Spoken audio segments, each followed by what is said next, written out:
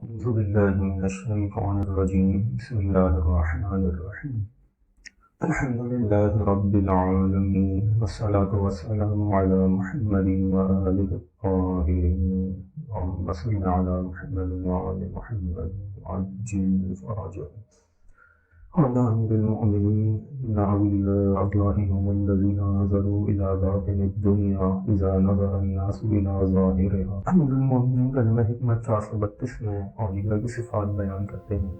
ان میں سے پہلی صفت ہم نے ذکر کی. سب سے پہلے یہ بات بیان کرنا ضروری سمجھتا ہوں کہ اولیاء کی صفات بیان کرنے کا مقصد یہ نہیں ہے کہ ہم اولیاء جو موجودہ ہیں ان میں یہ صفات نہیں ہیں، بلکہ یہ ایک راستہ بیان ہوا ہے جن پر چل کر انسان خود اولیاء کی فہرست میں شامل ہو سکتا ہے. مثلاً اگر کوئی اسکول کا بچہ کوئی سوال کر رہا ہے تو اسکول میں جو ہے وہ میٹرک میں سائنس سے انتخاب کیا، اس سے اچھے نمبر اسے پاس کیا پھر تاکہ اچھے کالج میں ایڈمیشن ملے. اچھے کالج میں جب ایڈمیشن مل گیا انجینئرنگ سبجیکٹ لیا، اس میں بہت محنت کی، ایکسٹرا کلاسز ہوئی، کوچنگ ہوئی، اتوار کو بھی کلاسیں لی، کئی گھنٹے کی کلاسیں لی، بہت محنت کی، دوستوں کے ساتھ کمبائن اسٹڈیز کری. اس کے بعد جا کے انجینئرنگ میں اچھی پرسنٹیج آئی تو پھر ہمیں ایڈمیشن مل سکا کسی یونیورسٹی میں اپنے پسندیدہ انجینئرنگ سبجیکٹ کا. تو یہ بیان کرنا اسی طرح ہے کہ یہ راستہ آپ نے بیان کیا کہ جس پر چل کر دوسرا بھی جو ہے وہ ایسا بن سکتا ہے. اسی طرح یہ صفات جو بیان کی ہیں اولیاء کی، اس لیے نہیں کیونکہ آپ اس میں اولیاء جو موجود ہیں فہرست میں جو موجود ہیں ابھی ان میں یہ صفات آپ ڈھونڈیں، بلکہ یہ انسان صفات اپنے اندر اختیار کر کے ان کی فہرست میں شامل ہو سکتا ہے. سب سے پہلی صفت جو بیان کی کہ اولیاء خدا دنیا کی باطن پر نگاہ رکھتے ہیں جبکہ لوگ دنیا کے ظاہر کو دیکھ رہے ہوتے ہیں. جیسا کہ سورہ روم میں ارشاد ہوا ہے یعلمون ظاہرا من الحیات الدنیا وهم عن الآخرۃ هم غافلون، کہ یہ لوگ دنیا پرستوں کے بارے میں بیان ہو رہے ہیں، صرف دنیا کی ظاہری زندگی تک جو ہے وہ ان کی نگاہ محدود ہے، وہی دیکھتے ہیں، جبکہ آخرت سے یہ لوگ ایک سرے غافل ہیں. اس آیت نے دنیا کے ظاہر کے مقابل جو ہے وہ باطن آنا چاہیے، آخرت کو قرار دیا، یعنی دنیا کا باطن جو ہے وہ آخرت کو قرار دیا ہے. جبکہ ہم یہ سمجھتے ہیں کہ آخرت کی نوبت جو ہے برزخ کے مراحل طے کر کے جو ہے اس کے بعد کہیں آئے گی، لیکن اولیاء خدا اس دنیا میں رہتے ہوئے ہی آخرت کا مشاہدہ کر لیتے ہیں. ان کو اس قدر پاکیزگی خلق کی حاصل ہو جاتی ہے کہ ان کی نگاہ برزخ سے ماوراء آخرت تک کے مناظر جو ہے انہیں دکھاتی ہے. آیت اللہ دست غیب اپنی کتاب معاد میں عالم مظاہر سید ہاشم بہرانی سے نقل کرتے ہیں کہ نجف اشرف میں ایک پنسار تھا جو لوگوں کو وعظ و نصیحت کیا کرتا تھا.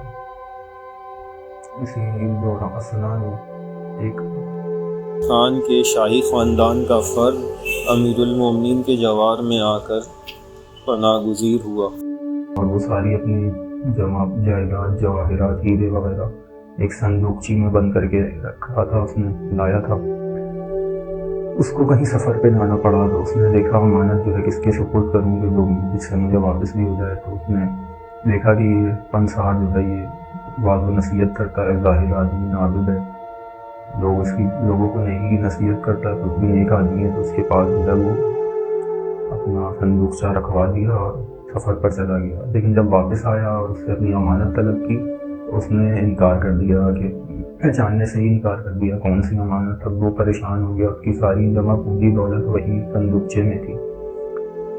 وہ اس کو کوئی راستہ نہ ملا، امیر المومنین کے حرم پہنچ گیا اور بہت گریہ وزاری کی. اس نے امیر المومنین سے درخواست کی کہ میں اپنی ساری جمع پونجی جو ہے وہ اس عابد و زاہد جو دیکھنے میں لگتا تھا اس کے پاس رکھوا دی. اب میرا جو ہے کوئی آسرا نہیں آپ کے سوا، باپ ہی مجھے اس سے وہ امانت واپس دلوائیں. یہ گریہ کرتا رہا، اس کی آنکھ لگ گئی. رات میں اس نے خواب میں دیکھا کہ امیر المومنین نے اسے بتایا گیا کہ شہر سے باہر چلے جاؤ اور پہلا شخص جو شہر میں داخل ہو اس سے تم اپنی امانت مانگنا. یہ بیدار ہوا، اٹھ کے پھر شہر کے دروازے کی طرف گیا. وہاں دیکھا تو ایک بوڑھا آدمی لکڑیاں اٹھائے ہوئے جو ہے سب سے پہلے داخل ہو رہا ہے. اس کو شرم آئی کہ غریب آدمی سے جو ہے وہ میں اپنی امانت ہیرے جواہرات مانگوں. وہ واپس آ گیا دوبارہ. پھر جو ہے اس نے گریہ گزاری، پھر اس کو وہی منظر دکھا اور وہی آدمی جو ہے بتایا گیا دوبارہ وہ شہر پہ باہر گیا اگلے روز، تو پھر وہی آدمی دکھا اسے، پھر اس کی ہمت نہیں، پھر وہ واپس آ گیا۔ اسی طرح مسلسل تیسرے روز بھی جب اس نے وہی چیز اس کو دکھی اور پھر دوبارہ شہر کے دروازے کی طرف کیا اور اس کو وہی آدمی ملا، تو اس نے ہمت کر کے جو ہے اس سے اپنا ماجرا بیان کر دیا اور اپنا امانت جو ہے اس کو جو انصار کو دی تھی اس کا طلب کرنے کا اس سے تقاضا کیا۔ اس نے کہا ٹھیک ہے تم بھی انصار کے پاس آ جاؤ، اور اس نے اس وقت بلایا جس وقت وہ لوگوں کو وعظ و نصیحت کیا کرتا تھا۔ اس سے پہلے جو ہے وہاں پر خود پہنچ گیا اور اس سے کہا کہ آج جو ہے لوگوں کی نصیحت جو ہے میرے ذمہ ہے، اور اس نے قبول کر لیا انصار نے۔ اب وہ لوگوں کو بتانے لگا، اس بزرگ عالم نے لوگوں کے سامنے پہنچا، وہ شاہی خاندان کا شخص بھی آ گیا۔ اس نے لوگوں سے اپنا پہلے تعارف کرایا کہ میں اپنا نام فلاں ہے، میں اس کا فلاں کا بیٹا ہوں، اپنا تعارف کروایا اور بتایا کہ میں حقوق العباد کے معاملے میں خدا سے سخت خوف رکھتا ہوں اور خدا کے فضل سے دنیا کی محبت سے بے نیاز ہوں۔ میں قناعت اور گوشہ نشینی اختیار کیے ہوئے، اس کے باوجود میرے ساتھ ایک ایسا ناخوشگوار واقعہ پیش آیا جس سے میں آپ کو آگاہ کرنا چاہتا ہوں تاکہ تمہیں عذاب الہی کی سختی اور روز جزا کے بعض احوال تم تک پہنچاؤں۔ اس نے بیان کرنا شروع کیا کہ ایک وقت میں قرض لینے پر مجبور ہوا، ایک یہودی کے پاس گیا اور 10 قران لیے، آج کی زبان میں اگر ہم دیکھیں سیدھا تو 10 روپے لیے مثلا، اور 20 دن میں اس کو واپس دینے کا وعدہ کیا۔ 10 دن کے اندر ہر روز جو ہے اس نے 50 پیسے کا وعدہ کیا اور تقریباً 10 دن تک جو ہے وہ دیتا رہا، یعنی 5 روپے اس نے ادا کر دیے، 5 روپے باقی رہ گئے۔ دوبارہ وہ وہاں گیا اس کے پاس بقیہ ادا کرنے، 10 دن کے بعد 11ویں دن تو وہ اپنی دکان پہ موجود نہیں تھا۔ لوگوں نے بتایا کہ بغداد چلا گیا ہے۔ کچھ عرصے بعد بتاتا ہے کہ میں نے خواب میں دیکھا کہ قیامت برپا ہو گئی اور حساب و کتاب ہو رہا ہے، میرا بھی حساب کتاب ہوا اور میں خدا کے فضل سے اہل جنت میں شامل ہو گیا اور جنت کی طرف چلنے لگا۔